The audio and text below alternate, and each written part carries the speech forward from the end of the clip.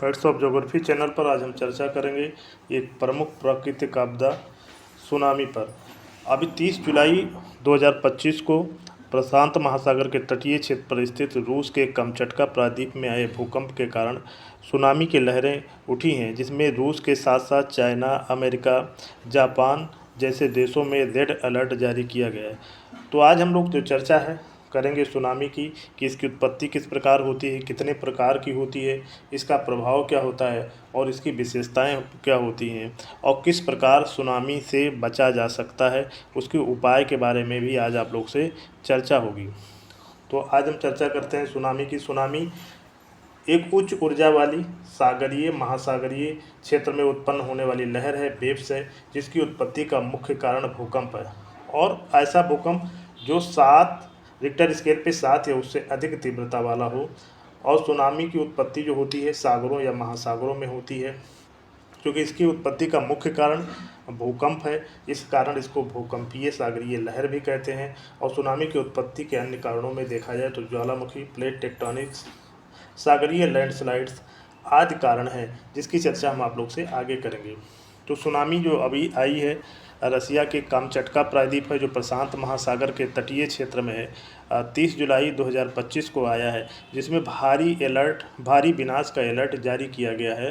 तो मुख्य कारण जो सुनामी का है वो भूकंप है, और भूकंप आना चाहिए सागरीय या महासागरीय क्षेत्रों में। तो सागरीय महासागरीय क्षेत्र में उत्पन्न होने वाली एक प्रकार की विनाशकारी लहरें हैं, जिसकी जो स्पीड होती है 500 से लेकर 1000 किलोमीटर तक हो सकती है और ऊंचाई 25 मीटर तक हो सकती है।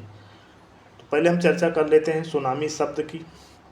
तो सुनामी शब्द जापानी भाषा से लिया गया है और ये 2 शब्दों से मिलकर बना हुआ है, सु प्लस नामी। सु का मतलब होता है बंदरगाह और नामी का अर्थ होता है लहर, वेव्स होता है। इस प्रकार सुनामी का जो शाब्दिक अर्थ है ये बंदरगाह, पत्तन लहर, या हम लोग इसको कह सकते हैं हार्बर वेव होता है, ये शाब्दिक अर्थ होता है। यदि सुनामी की कुछ प्रमुख विशेषताओं की बात किया जाए कि मेन फीचर्स क्या हैं सुनामी के, तो सुनामी सबसे पहली बात तो सागरों महासागरों में उत्पन्न होती है और मुख्य कारण इसकी उत्पत्ति का भूकंप है। इसके अलावा अन्य कारण भी है, ज्वालामुखी, प्लेट टेक्टोनिक्स, सागरीय लैंडस्लाइड, उल्कापिंड महासागरों में गिरने को भी एक कारण माना जाता है। तो सुनामी की जो विशेषता प्रमुख है, सुनामी उच्च ऊर्जा वाली तथा वेग वाली लहरें, वेव्स होती हैं। सुनामी लहर की ऊंचाई सामान्यतः तो 10 मीटर होती है, लेकिन कभी कभी इनकी ऊंचाई 25 मीटर से भी अधिक हो जाती है। सुनामी लहरों का जो वेग होता है, स्पीड होती है, बहुत अधिक होती है। गहरे सागरीय भागों में तो इनकी जो स्पीड होती है 500 से लेकर 1000 किलोमीटर प्रति घंटा होती है। छिछले भाग यानी जो तटीय भागों में सुनामी का वेग कम हो जाता है, लेकिन ऊंचाई इनकी बढ़ जाती है। गहरे सागर में सुनामी की जो लहर की लंबाई होती है, वेव जो इनकी होती है अधिक होती है, 100 किलोमीटर तक होती है। और एक लहर 5 मिनट से 1 घंटे तक की हो सकती है। गहरे जो महासागरीय भाग में सुनामी की जो ऊंचाई होती है 1 मीटर लगभग होती है, यानी बहुत ही कम होती है। इसलिए गहरे जो महासागरीय भाग होते हैं वहाँ सुनामी का अनुमान नहीं हो पाता है। और जलयानों जो शिप्स होते हैं उनको कोई नुकसान भी नहीं होता है। जब स्पीड ज़्यादा होती है लेकिन लहर की ऊंचाई बहुत ही कम होती है तो कोई नुकसान नहीं होता है। सुनामी आने से पहले ये खास संकेत होता है कि जो समुद्र का तट होता है उसका जल तेजी की तरफ पीछे की तरफ हटता है, यानी समुद्र की तरफ हटता है। और तटीय भागों में सुनामी जब पहुंचती है तो इसकी ऊंचाई बढ़ती है, 25 मीटर तक हो जाती है, कभी कभी 30 मीटर हो जाती है। लेकिन जो इसकी गति होती है, स्पीड होती है, वो 150 से लेकर 200 किलोमीटर प्रति घंटा होती है। इस प्रकार हम लोग कह सकते हैं जो सुनामी है उन क्षेत्रों में अधिक उत्पन्न होती है जहां भूकंप और ज्वालामुखी क्षेत्र जो प्रभावित क्षेत्र हैं, जैसे आप लोग चित्र में देख रहे हैं। रिंग ऑफ फायर जो प्रशांत महासागरीय क्षेत्र है, यहीं पे दुनिया की अधिकांश सुनामी की घटनाएं होती हैं, क्योंकि भूकंप और ज्वालामुखी की घटना प्रशांत महासागरीय क्षेत्र में सबसे अधिक होती है। यदि हम चर्चा करें सुनामी के इतिहास की कि सुनामी की घटनाएं कब कब हुई, जो प्रमुख घटनाएं हैं, तो सुनामी की घटनाएं तो अक्सर होती हैं, लेकिन कुछ घटनाएं ही विनाशकारी होती हैं, हम उनकी चर्चा करेंगे। तो हिस्ट्री देखा जाए सुनामी का, तो ये क्रेटा सुनामी आई। ये एजियन सागर जो भूमध्य सागर का भाग है, ये ग्रीस के समीप है, एक द्वीप है सेंटोरिनी द्वीप। यहाँ पर ज्वालामुखी विस्फोट के कारण क्रेटा सुनामी आई थी। माना जाता है कि क्रेटा सुनामी के कारण तत्कालीन जो मिनोमन सभ्यता हुई थी पूर्णतः यह नष्ट हो गई थी। लहरों की ऊंचाई लगभग 10 से 15 मीटर थी और यह घटना लगभग 1400 ईसा पूर्व की है, यानी आज के लगभग 3400-3500 साल पहले की ये घटना है और ये लिखित इतिहास में जो उपलब्ध है ये पहली घटना मानी जाती है। इसके पहले का कोई लिखित इतिहास सुनामी का उपलब्ध नहीं है। एक दूसरी जो प्रमुख घटना घटी है, सुनामी की घटनाएं बहुत हुई लेकिन जो प्रमुख घटनाएं हुई उसकी चर्चा कर रहे हैं। लिस्बन सुनामी, ये पुर्तगाल में है। लिस्बन जैसा जानते हैं पुर्तगाल की राजधानी है। 1 नवंबर 1755 ईस्वी में सुनामी आई थी। रिक्टर स्केल पे 8.5 तीव्रता का भूकंप आया था जो लिस्बन सुनामी के नाम से जाना जाता है, जिसमें जो लिस्बन पुर्तगाल का शहर पूरी तरह से तबाह हो गया था और लगभग 60,000 लोगों की मृत्यु हुई थी। इसके अलावा जो अन्य प्रभावित जो क्षेत्र थे यहाँ के, पुर्तगाल के अलावा स्पेन, मोरक्को आदि जो देश थे ज़्यादा प्रभावित हुए थे। यह आधुनिक इतिहास में पहला यूरोपीय सुनामी माना जाता है जो लिस्बन सुनामी कहा जाता है। 1 नवंबर 1755 को यह घटना हुई थी। एक प्रमुख घटना और सुनामी की होती है क्राकाटोवा ज्वालामुखी, और सुनामी ज्वालामुखी की क्रिया के कारण होती है और सुनामी आती है। ये इंडोनेशिया में घटना घटित होती है 27 अगस्त 1883 ईस्वी को। इसमें समुद्र की लहरों की ऊंचाई बहुत ही ज़्यादा होती है, लगभग 40 मीटर हो जाती है। मरने वालों की संख्या लगभग 36,000 और आवाज़ इसकी लगभग कहा जाता है 5,000 किलोमीटर तक सुनाई गई थी। अभी चित्र में आप लोग को दिखाया जा रहा है कि प्लेट टेक्टोनिक और जो सुनामी उत्पन्न होती है किस प्रकार से होती है। आप लोग इसको देखिएगा। हम आगे आप लोग को चर्चा करते हैं इतिहास के एक अन्य सुनामी की, जिसको अलास्का या लितुआ बे सुनामी भी कहा जाता है। ये घटना हुई थी 9 अगस्त 1958 को यूएसए में घटना घटित हुई थी। यानी ये घटना यूएसए के तटीय क्षेत्र में ये घटना घटित हुई थी। तो ये इसमें क्या होता है, ग्लेशियर के गिरने से लहरों की ऊंचाई रिकॉर्ड 524 मीटर तक उठ गई थी। लगभग आधा किलोमीटर महासागरीय लहरों की ऊंचाई हो गई थी और ये कहा जाता है इतिहास अब तक की जो सुनामी का इतिहास है सबसे ऊंची लहरें उठी थी। यद्यपि इस क्षेत्र में पॉपुलेशन अधिक ना होने के कारण मृत्यु लगभग 5 ही लोगों की हुई थी, तो कैजुअल्टी नहीं हुई थी, लेकिन दुनिया का सबसे ऊंचे सुनामी की लहरें इसी में उठी थी। अलास्का जब सुनामी में आया था और ये ग्लेशियर के गिरने से यानी ग्लेशियर स्लाइड के कारण हुई थी। एक और प्रमुख घटना जो सुनामी की हुई, चिली में एक भूकंप और सुनामी आई। भूकंप के कारण आया 22 मई 1960 को। इसमें प्रभावित देश जो थे हवाई द्वीप, ये कहा जाता चिली में उत्पन्न हुई और इसकी लहरें हवाई द्वीप होते हुए जापान होते हुए फिलीपींस तक प्रभावित की थी। भूकंप की तीव्रता लगभग 9.5 थी रिक्टर स्केल पर और मृत्यु लगभग 6,000 लोगों की हुई थी। विशेषता की थी ये जो लहरें थी 15 घंटे बाद जापान पहुंची थी। यानी आप लोग देख सकते हैं कि जापान एकदम पूर्वी भाग में है और अगर हम लोग देखते हैं जो आप लोग का चिली है ये पश्चिमी भाग में, तो 15 घंटा लग गया था लहरें पहुंचने पे। यह एक प्रकार के अंतर महाद्वीपीय इंटरकॉन्टिनेंटल सुनामी थी जो चिली भूकंप के कारण सुनामी आई थी 22 मई 1960 को। एक जो अब तक की सबसे बड़ी सुनामी की घटना हुई वो हिंद महासागरीय क्षेत्र में हुई सुनामी की घटना 26 दिसंबर 2004 को। इसमें भूकंप की तीव्रता लगभग 9.3 थी रिक्टर स्केल पे और जो प्रमुख प्रभावित देश था चूँकि इंडोनेशिया के पास उत्पन्न हुआ था, तो इंडोनेशिया में सबसे अधिक विनाश हुआ। इसके अलावा भारत, श्रीलंका, थाईलैंड सहित 14 देश प्रभावित हुए थे और अब तक का रिकॉर्ड लगभग 2.3 लाख लोगों की मृत्यु हुई थी और आधुनिक इतिहास की ये सबसे विनाशकारी सुनामी मानी जाती है। इसमें 14 देश प्रभावित हुए और लगभग 2.3 लाख लोग मारे गए थे। तो कैजुअल्टी के हिसाब से ये दुनिया की सबसे विनाशकारी सुनामी थी। जापान का एक सुनामी और हुआ 11 मार्च 2011 को, जिसको हम लोग कहते हैं टोहाकू सुनामी। इसमें भूकंप आया था, रिक्टर स्केल पर 9 आया था और इसमें लहरें लगभग 40 मीटर उठ गई थी। मृत्यु लगभग हुई थी 20,000 लोगों की। और जापान का जो फुकुशिमा परमाणु संयंत्र था, जो रिएक्टर था, उसमें भी रेडियो एक्टिव तत्वों का रिसाव हुआ था।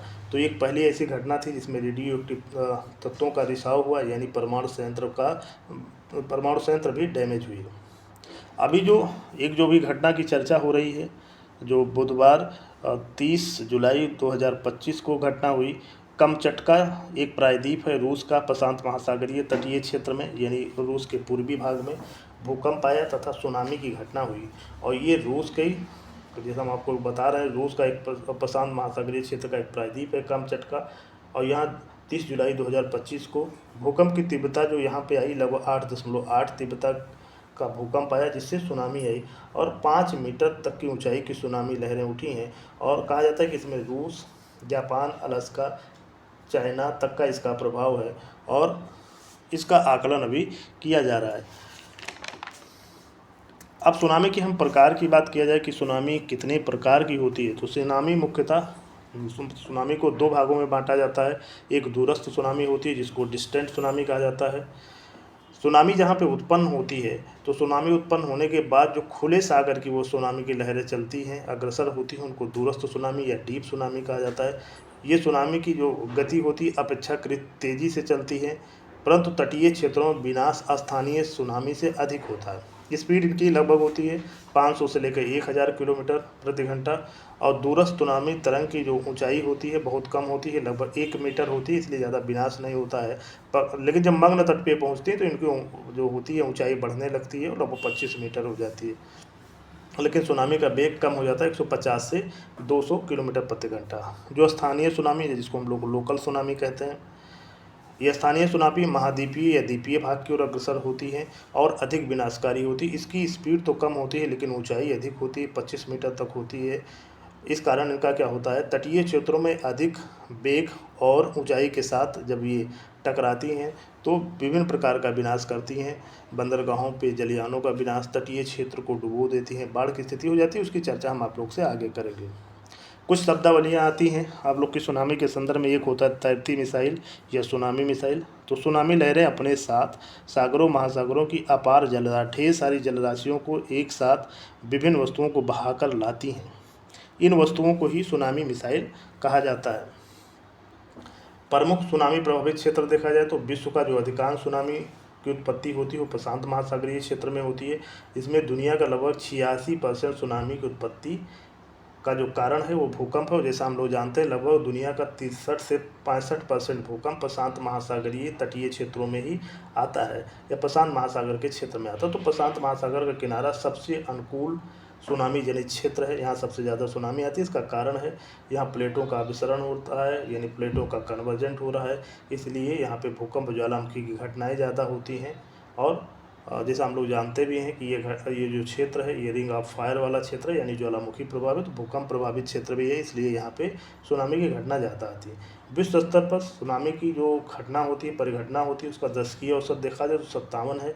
लेकिन 1990 से 99 के बीच सुनामी लगभग 82 आई थी। लेकिन जो विनाशकारी सुनामी कभी कभी आती है, हमेशा विनाशकारी सुनामी की घटनाएँ नहीं होती हैं।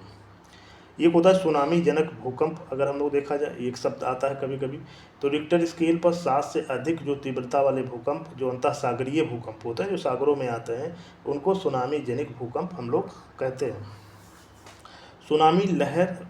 सुनामी एक बहुलहर प्रणाली है। ये क्वेश्चन कभी कभी आता है, मल्टीपल वेव सिस्टम है। तो सुनामी एक लहर नहीं होती है बल्कि इसमें कई लहरें होती हैं, कई वेव्स होती हैं, यानी कि एक श्रृंखला होती है जो एक के बाद समुद्र तट की ओर आती हैं। इनको मिलकर हम लोग वेव ट्रेन या लहर श्रृंखला भी कहा जाता है। कहा जाता है लहरों की संख्या 3 से 10 होती है, कभी कभी उससे भी अधिक हो जाती है। और दो लहरों के बीच 5 से लेकर 60 मिनट का अंतराल होता है। तो यानी एक सुनामी के बाद दूसरी सुनामी आती है, तीसरी चौथी भी आ सकती है।